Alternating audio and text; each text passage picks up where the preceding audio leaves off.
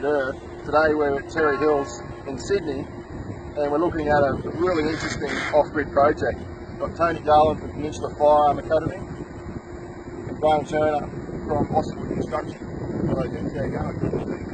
Thanks for being here. So we are in the middle of Sydney, really, and we've got a new construction here, and we're in the middle of putting an off-grid system on a rifle range. Have a look at this beautiful piece of construction here. Graham, you were the instigator of going off grid for this initially. So what was the driving force around thinking was there? Oh, probably just the nearest telegraph poles to London, right? Okay. Didn't have much choice. Okay. But no, we looked at a lot of different systems in the initial research, and making a decision is probably the best way to go after discussing it with yourself. Yeah, absolutely. And it's turned out really well.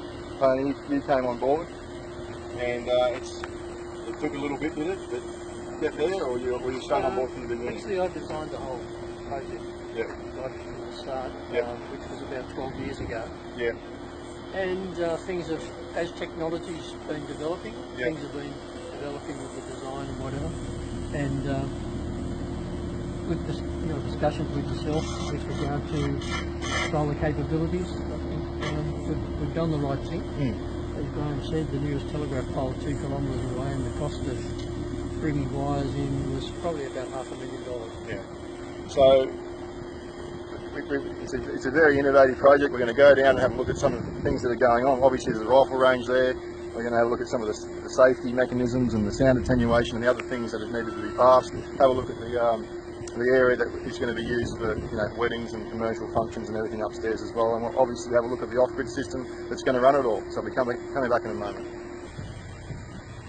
Okay, so we're upstairs at inside the academy, and we're right on the edge of the Ku-ring-gai Chase National Park here, where they've built, and there's 35,000 acres of bushland heading out that way, and you wouldn't expect to really see that being so close to the city, and the city really is not too far away. Your northern beaches are 10 minutes east, and and you're only sort of 5 minutes from the urban areas to the west as well. You can see the big mound of dirt up here. That is to stop any stray bullets. Tony was talking before about how that dirt has to be actually moved onto the top of the concrete out there and built up into a pyramid. Is that about right? Yep. The total weight of the dirt is equivalent to a 10-storey building. Total weight of the dirt is equivalent to a 10-storey building. So there's some pretty interesting and epic engineering going on here to get this all sorted. Now, upstairs you can hear the panels being screwed on, so it's all still happening, and the panels are going on the roof at the moment. This area here is an office area and a kitchenette and those sort of things. So in terms of what the system will run, it's just going to be basic office equipment, kitchen area. There'll be some air conditioning in this section. No air conditioning. No air conditioning. Fans. Fans, that's right. Okay, so we've got fans up here, and generally, even though that it's such a big space, there's not a really high electrical load really. There's going to be some peak load, so the system needs to deal with some peak load potential around conferences or weddings and things that might happen, but it wasn't a big day-to-day demand really. So the system is actually a nice robust one, but you could be lured into thinking that we'd have to build something massive for a site like this, and really the power demands aren't that high.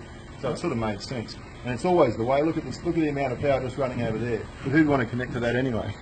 Look at the size of this, the main power lines. So what we'll do is we'll head down. We'll have a look at the range itself from down lower and get a bit of a feel for that. We'll have a look at the system and talk a bit more about some things down there. So we're down inside the range itself. We've got this big concrete, almost bunker overhang here to stop any bullet deflections, and we'll go inside in a moment. And Tony, we've got about, is it 100 metre range? 100 metres, correct. And what sort of tech are we going to be putting in here for the riflemen to be, obviously looking at their targets and whatever else? There's a system of targets coming from Norway by a company called Megalink, and they've got automatic on the targets themselves, you've got a bullet sensor, Right. and that bullet sensor sends a signal back to a screen which is in front of you at the shooting point, and shows you exactly where you've hit the target. Okay. So there's no walking up and down all the time, up every 15 minutes. Just right there. It's right in front of you. Beautiful. And is there, have we got any power involved in running that system? The total system up at that end can run from batteries, or we can have it connected to the grid, or to our grid. Yeah. It will only be a matter of a few amps. It's not maximum. very much. No. But one way or the other, it's going to be solar powered rifle shooting. So what we'll do, have a bit of a squeeze down there, get a feel for the length of it. All this area will be remediated too, around the outside and in here with native grasses, so to bring it back to its natural state where possible. Trees and shrubs around the outside, you can't see them obviously on the other side of the wall. But we'll quickly duck in and we'll have a look inside at the benches in here.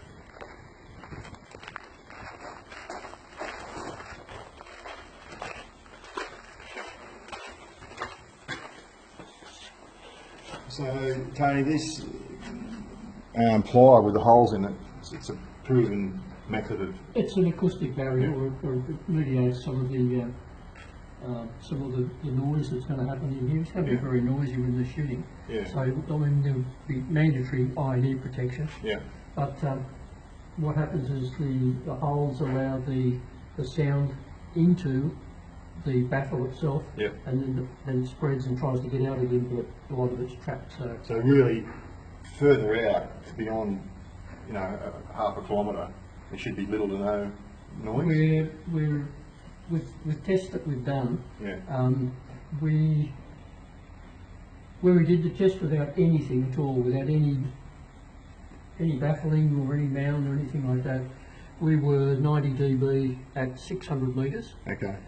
We anticipate we're going to be around 60 to 65 by the time we're finished. You're finishing here. Okay. So and it obviously falls away further out than that. Yes, yes. And considering how much bush is around, it's going to be pretty handy for you too. So let's have a look at these benches. This is, you get an idea how much actual shooting zone that you've got here.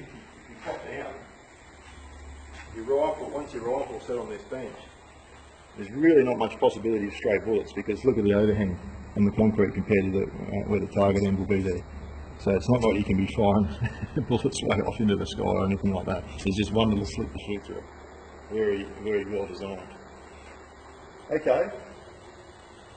It's going to be a pretty high-tech bit of gear here. I think anyone who wants to come and do some target shooting is going to be fairly impressed. Everyone must be pretty excited. Certainly. I am. I want to go and have a shot too. Alright, we'll take a quick break and we'll come back and have a look in the equipment area. So the system itself, not quite set up yet, a couple more days of work before it's commissioned. So it's a Fronius Selectronic Pro setup, BAE gel batteries, called a Fronius setup in colloquial terms. So a big 1650 amp hour battery bank in racking, keeps it nice and neat. Stacked vertically there, keeps it in the corner beautifully.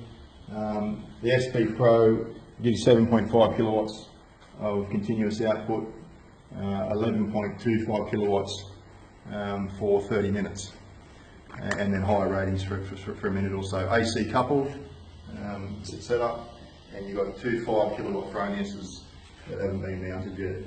They're 11.6 kilowatts of solar going on the roof, trimmer 290 watt, and they're positioned north, east and west, so they're broken up.